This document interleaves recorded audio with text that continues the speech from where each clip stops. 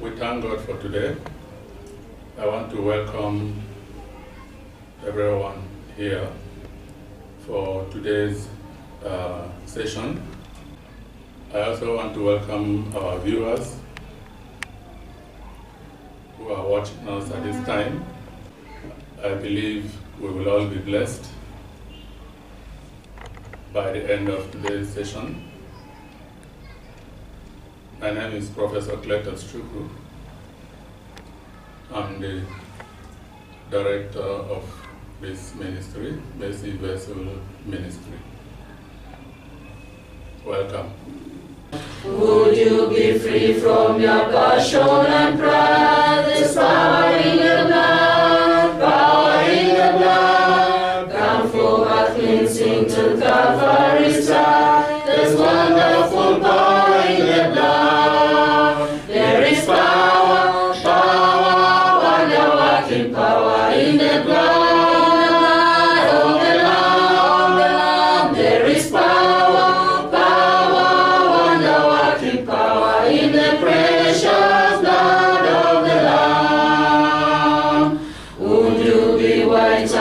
Whiter than snow, there's power in the blood, power in the blood. Sin stains are lost in His life-giving flow. There's wonderful power in the blood. There is power, power, wonder-working power in the blood of the Lamb. There is power, power, wonder-working power in the precious blood of the Lamb.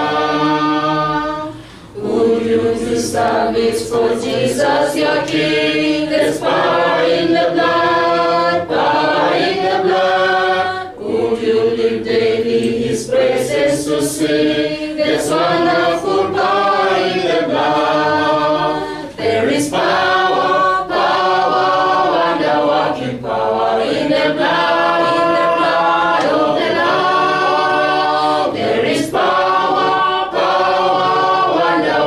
Power in the precious blood of the Lamb. There is power, power, wonder-working power in the blood of the Lamb. There is power, wonder-working power in the precious blood of the Lamb. There is power, power, wonder-working power in the blood.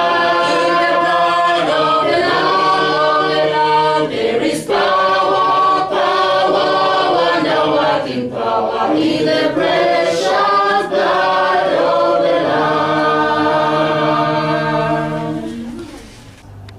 The title of our sermon today is Fear Not. Fear not. There are many statements or expressions concerning fear across the Bible, in the Old Testament and in the New Testament. Much emphasis has been laid on fear and the need for any active Christian to avoid fear or to be in a position to control fear.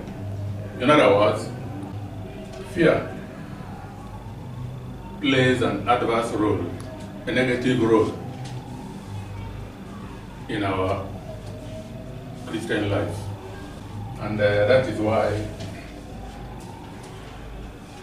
I felt that we should look at fear a little bit in detail. Some of our references will come from the book of Matthew and 1 John, 2 Timothy, Philippians, Romans, and the book of Mark. We all do fear. Fear is one of the experiences that we encounter from time to time in our worldly affairs and even in our spiritual life. I want to read a few verses from the scripture. Then beyond that, we will be able to look at some of the consequences of fear, the adverse effects of fear, which explain the reason why many books in the Bible warn us about fear. We will try to look at how we can drive out fear. And in that phase, we will look at the temporal approaches to controlling it and the permanent approach to chase it completely from our lives. Let me begin with Matthew 10, verse 28. Matthew 10, verse 28 to 31 says, Jesus said, "Do not fear those who kill the body, but cannot kill the soul, but rather fear him who is able to destroy both soul and body in hell." So in this verse, Jesus encourages us not to fear anyone in the world, not to fear any human being. Instead, we should only fear God. Let's again look at 1 John chapter 4, verse 18. 1 John chapter 4, verse 18 says, "There is no fear in love, but perfect love drives out fear, because fear has to do with punishment. The one who fears is not made perfect in love." In 2 Timothy chapter 1, verse 17, is written, "For God has not given us a spirit of fear,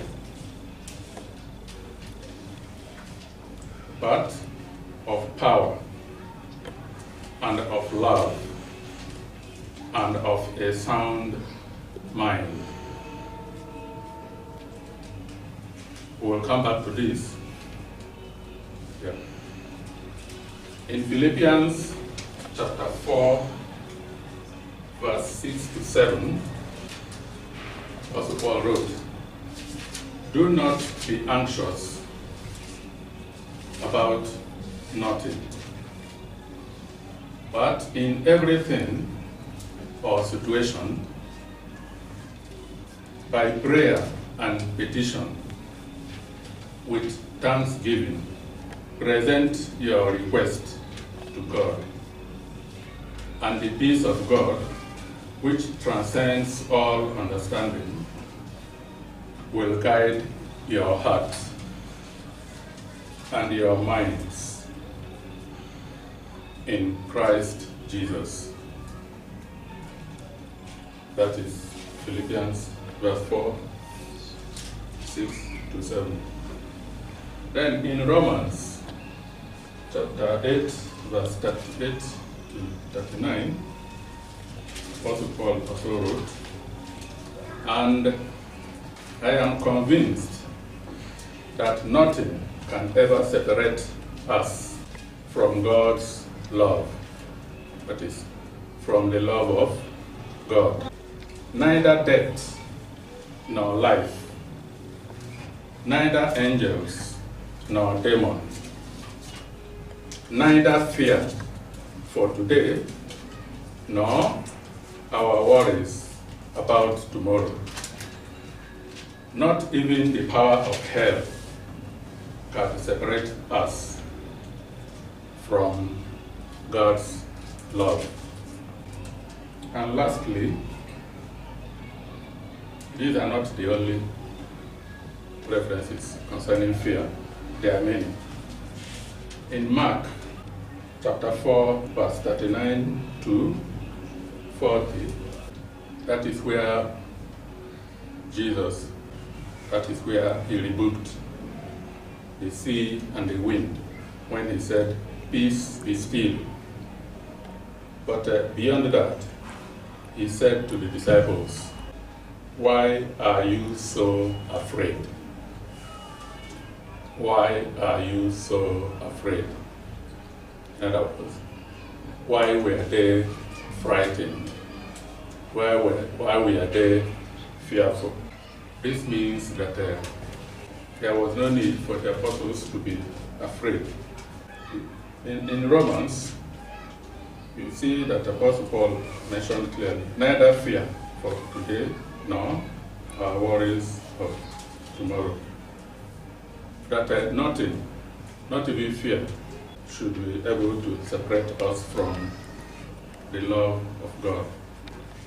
In other words, we should always ensure that we are in control of our hearts and minds.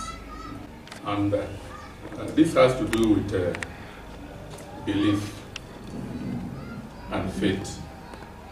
And that is why the Christian life is not built in a day. It is a journey that is sustained throughout one's life. We cannot at any point in our life say that, well, it has ended, unless you have decided to renounce your belief. In other words, you are no longer a Christian.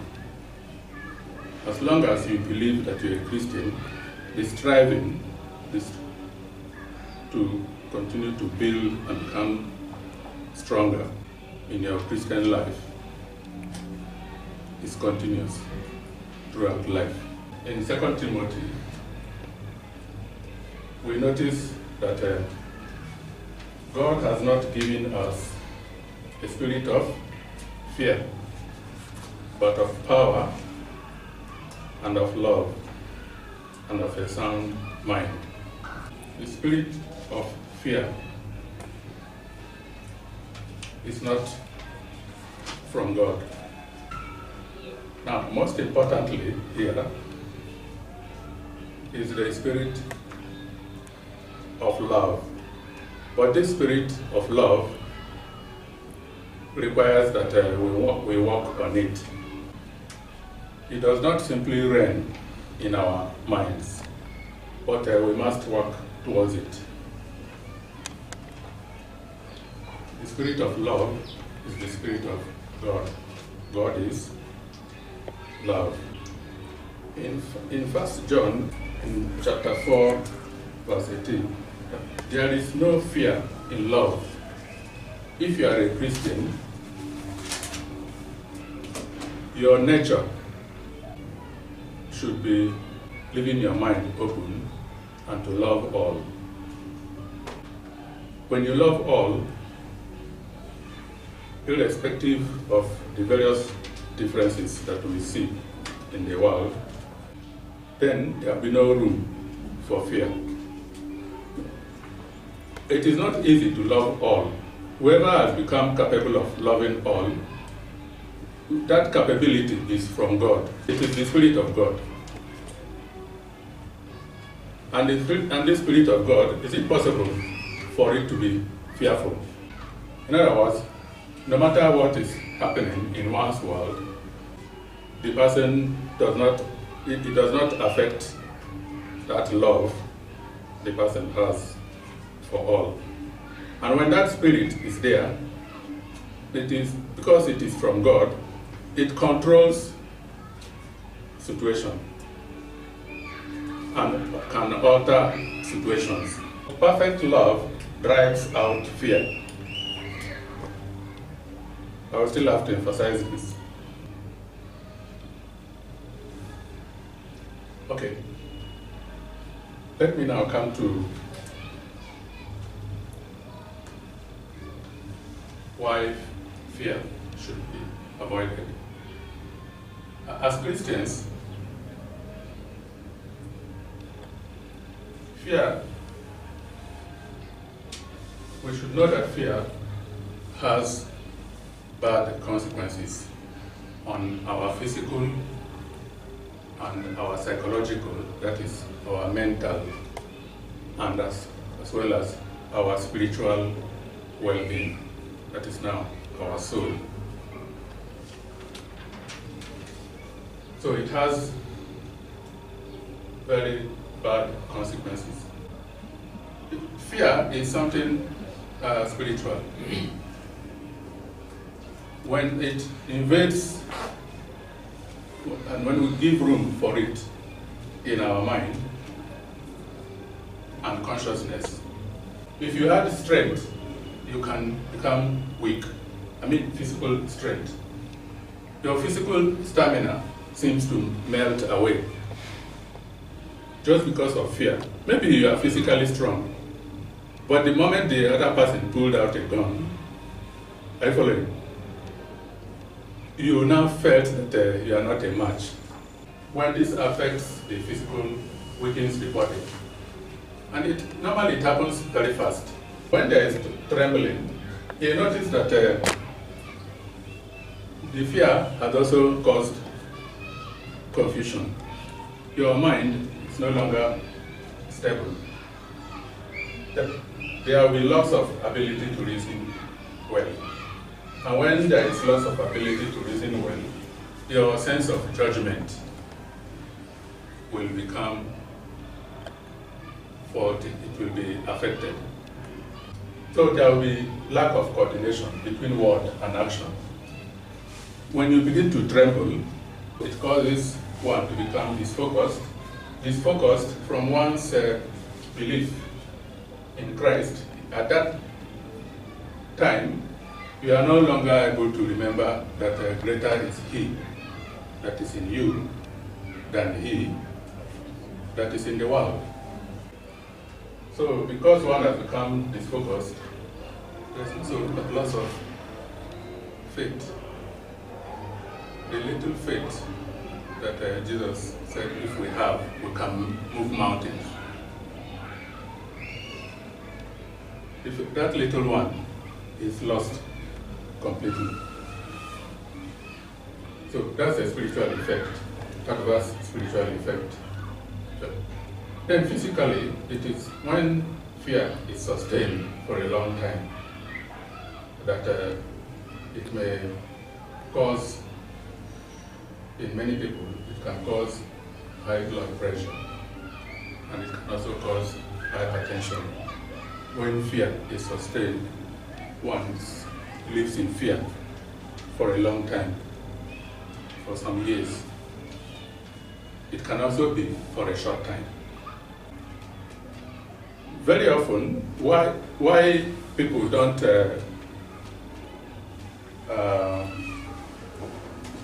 why people are always careful to release what appears to be what we now call breaking news is because of what it may cause to the other individual. And many people have died because they received news of death. This person who collapsed was not having high blood pressure, was not having hypertension. People collapse just because of what the news of death, plus the other person who has also died. In other words, fear can kill straight away.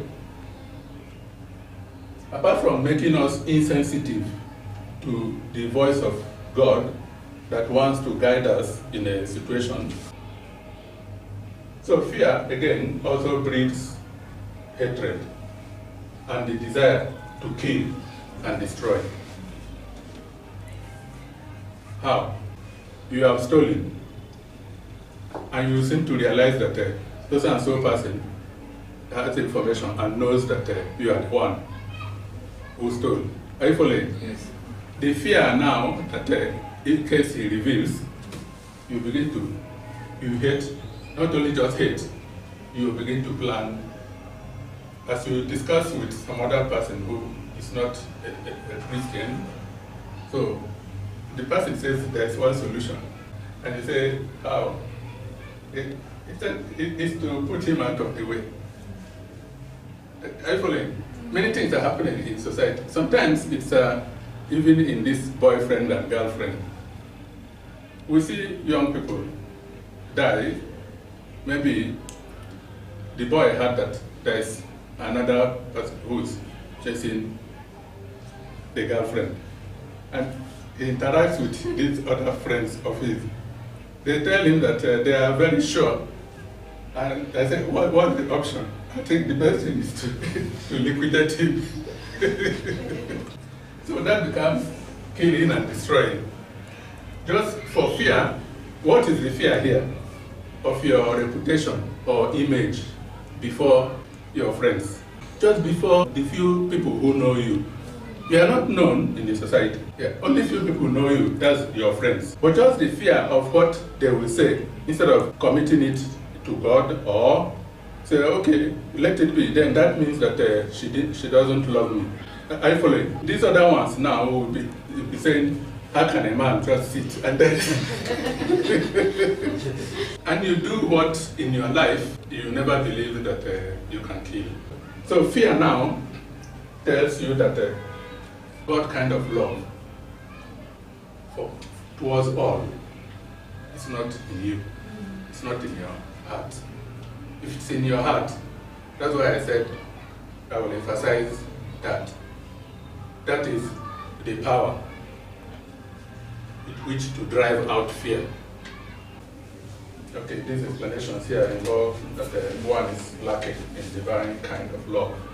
When fear breeds in people's mind and gives rise to the desire to kill and destroy in order to protect their personal image or reputation, or maybe there is something to be disclosed which they fear that they don't want it to be disclosed. So it also used to give rise to spiritual bondage. These spiritual bondages, that's what holds back many Christians. Also, fear used to lead to loss of spiritual stamina. That's why when you have grown in Christian life, don't allow fear to cross your mind. And if it attempts to cross or to come to your mind, you rebuke. Now, how do we drive out fear? So there are temporal ways in our Christian life by which we can control fear. And there is the approach that will drive it totally. Was Jesus afraid that he will be crucified? He was the one prophesying about it, and that he will resurrect. Was the apostles, were they afraid? Because of the love which they have developed through the gospel, and that desire to spread the gospel, it eliminated fear completely. And they were ready to die for the gospel. And many Christian missionaries also died so that this gospel can spread. So we can control fear, and we can also drive it completely. We can do that, we can control it temporarily with faith and prayer. You can also control it through confession. By confession, I mean, like, greater is he that is in me than he that is in the world. I can do all things through Christ. Not so? Yeah, that will help you to get back to yourself. To drive it out completely, we have to work on ourselves and try to increase our ability to love all. This ability to love all is the God kind of love, and that is actually the nature of God. As this ability to love all is what will draw you closest to God and to Jesus. So I believe that you have learned something. May I now pray for our viewers and all human beings around the world. Father, I thank you for today's privilege of sharing your word. We give you all the glory and the honor. And may the blessings from this message that we have received also be transmitted to the viewers and all those who suffer in fear across the world. Let your light then flow to touch all, wherever they are, those viewing us at this time, wherever they are, and your children living in fear throughout the world, fear of what will happen tomorrow, fear of death, fear of persecution, fear of what people will say, fear of various traditions and taboos. Father, let your light touch them all and cast out the fear in the minds and hearts of children worldwide. Let all our leaders who fear, and for that reason refuse to participate in bringing about peace in a disturbed community, in a disturbed nation, in a disturbed place of work. Let them be cut free at this time. Archangel Michael, let your legions move into action and cut free all those living in fear. Thank you, Father. Thank you, Holy Spirit of God. Thank you, Jesus. We give you all the glory and the honor. Let it be according to your holy will and laws. In Jesus' name. Amen. My Father's house of light, my rainbow sun control. I left for earthly night, for wandering sad and lone. I left it all for thee, as thou hast taught for me. Thank you, Lord. I left it all for thee, Presence as thou left all for me. Light, comfort in this I time, Lord. suffered much for thee, Confusing us in more than thy tongue can say. Hallelujah. Made the Oh, light Jesus, transmitted to to